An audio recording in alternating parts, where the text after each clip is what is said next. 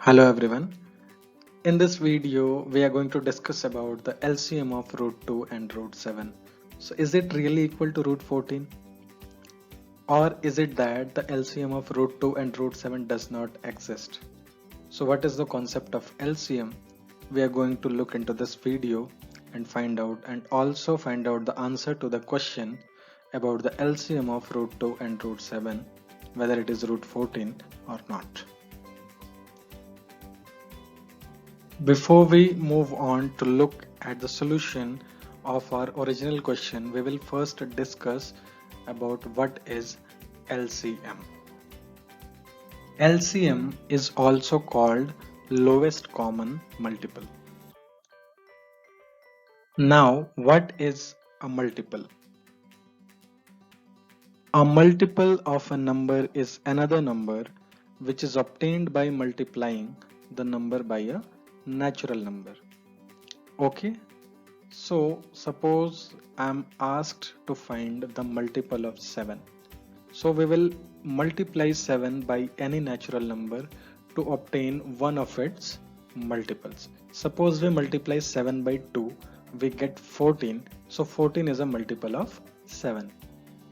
If we multiply 7 by 1 upon 2, so the answer is 7 by 2. 7 by 2 is not a multiple of 7 because 7 by 2 is obtained by multiplying 7 with 1 by 2. And here we have multiplied 7 with a number which is not a natural number.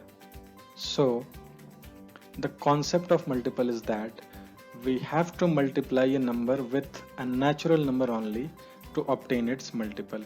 If we multiply any number by another number which is not a natural number, the obtained number will not be called a multiple of the number.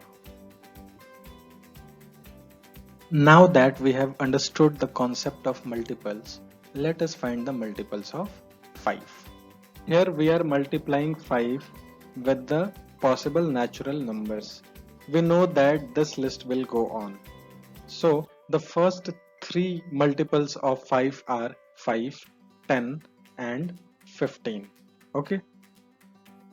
With the above example, we can see that a number has so many multiples. In fact, any number has infinite number of multiples. We have listed the multiples of 4. The multiples of 4 are 4, 8, 12, 16, 20, 24 and so on. The list goes on because we know that any number has infinite number of multiples. Okay, so we have mentioned here the first few multiples of 4. Similarly, the multiples of 6 are 6, 12, 18, 24, 30, 36 and so on.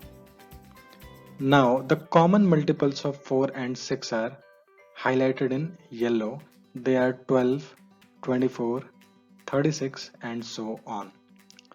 So out of these common multiples, we have to find out the lowest common multiple. So the lowest number out of these multiples is 12. So the lowest common multiple or the LCM of 4 and 6 is 12. So this is the concept of least common multiple or lowest common multiple. Now let us find the answer to our actual question. What is the LCM of root 2 and root 7? So here we are listing down the multiples of root 2. They are root 2, 2 root 2, 3 root 2, 4 root 2 and the list goes on. Similarly, the multiples of root 7 are root 7, 2 root 7, 3 root 7, 4 root 7 and so on. So now we try to find out any common multiple between root 2 and root 7. But looking at the list, we can conclude that we can never obtain a common multiple here. Since there is no common multiple, then how can the lowest common multiple be obtained? So we can say that root 2 and root 7 have no least common multiple. In fact, root 2 and root 7 do not share any common multiple. So what about root 14? From where does root 14 came into picture? So we sometimes what we tend to do is we try to multiply the two numbers to obtain the LCM. So someone might have multiplied root 2 and root 7 to obtain root 14. And now they are saying that root 14 is the LCM of root 2 and root 7. But let's see that to obtain root 14, we have to multiply root 2 by root 7. So we have multiplied root 2 by root 7 to obtain root 14. And root 7 is not a natural number. So root 14 is not a multiple of root 2. On a similar ground, we can say that root 14 is also not a multiple of root 7. Why? Because to obtain root 14, we have to multiply root 7 by root 2. So here we are multiplying root 7 by a non-natural number. Okay, so when we multiply root 7 by a non-natural number, the result obtained cannot be a multiple of root 7. This proves that root 14 is not a multiple of root 2 and it is also not a multiple of root 7. Since it is not a multiple of root 2 and root 7, it cannot be a common multiple of root 2 and root 7, and hence it cannot be the least common multiple of root 2 and root 7. Okay. Now that we have answered our original question, one more question comes to our mind. Given two numbers, how can we tell that their LCM exists or not? If the two numbers are rational numbers, then their LCM will always exist. This question is relevant only when at least one of the numbers is irrational number. If the two numbers have same quantities under root, then they will have a LCM. Okay. If the two numbers do not have same quantity under root, then they will not have a LCM. Okay. But sometimes the numbers given can be deceptive. The quantities under root can be deceptive.